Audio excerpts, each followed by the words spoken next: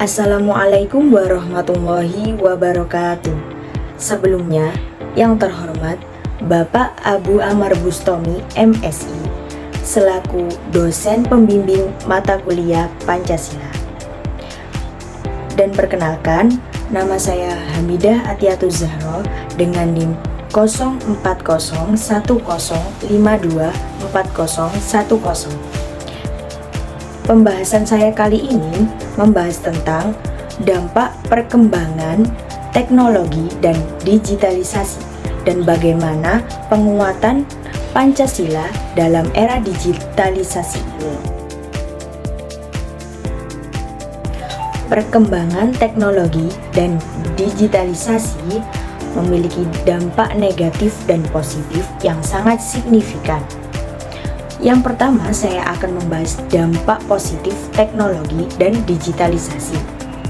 Yang pertama, kemudahan akses informasi teknologi.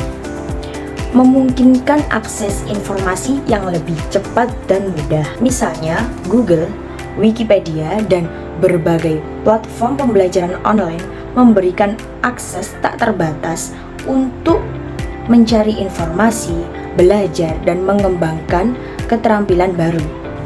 Dampak positif yang kedua adalah peluang ekonomi dan bisnis baru. Digitalisasi membuka peluang baru dalam dunia bisnis, seperti e-commerce, yang memungkinkan pengusaha kecil untuk menjual produk mereka secara global tanpa harus memiliki toko fisik. Platform seperti Tokopedia, Shopee adalah bukti nyata dari perubahan ini.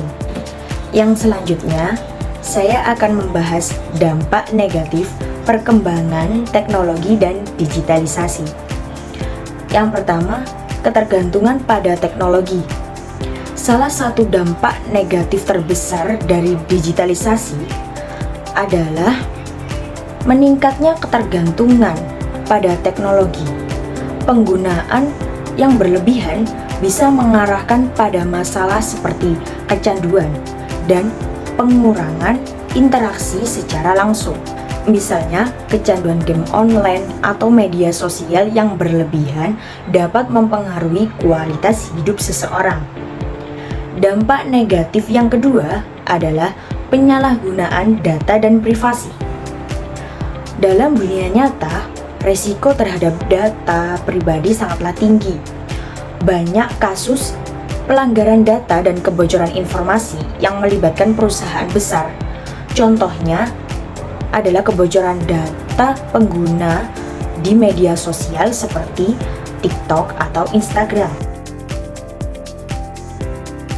Nah, dengan adanya dampak negatif dan positif ini, bagaimana sih cara kita menerapkan Pancasila dalam perkembangan teknologi di era digitalisasi ini? Penerapan sila pertama, ketuhanan yang Maha Esa, bisa dengan menggunakan teknologi untuk tujuan yang positif, seperti aplikasi untuk pendidikan agama, penyebaran dakwah yang mengedepankan toleransi dan kedamaian, atau menjaga agar teknologi tidak digunakan untuk menyebarkan kebencian, hoaks, dan konten negatif. Penerapan di sila pertama, ketuhanan yang Maha Esa, bisa dengan menggunakan teknologi untuk tujuan yang positif, seperti aplikasi untuk pendidikan agama, penyebaran dakwah yang mengedepankan toleransi dan kedamaian, atau menjaga agar teknologi tidak digunakan untuk penyebaran kebencian, hoaks, dan konten negatif. Lalu di sila kedua, kemanusiaan yang adil dan beradab, kita bisa menerapkan sila ini melalui penggunaan teknologi untuk meningkatkan aksesibilitas pendidikan dan kesehatan bagi masyarakat yang kurang mampu atau yang tinggal di daerah terpencil.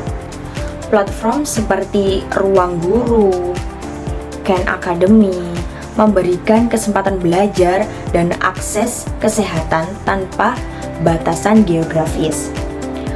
Untuk penerapan sila yang ketiga, yaitu sila Persatuan Indonesia, dengan cara media sosial bisa menjadi sarana untuk mempererat hubungan antar warga negara dengan mempromosikan toleransi, kebersamaan, dan gotong royong. Namun, di sisi lain, teknologi juga harus dikelola untuk menghindari penyebaran hoaks dan ujaran kebencian yang dapat memecah belah masyarakat. Yang selanjutnya, penerapan sila keempat, sila kerakyatan yang dipimpin oleh hikmat kebijaksanaan dalam permusyawaratan dan perwakilan. Prinsip ini dapat diterapkan dengan mendorong partisipasi masyarakat dalam proses pengambilan keputusan terkait kebijakan teknologi seperti perlindungan data pribadi, kebijakan media sosial, dan forum diskusi digital. Dan yang terakhir, sila keadilan sosial bagi seluruh rakyat Indonesia.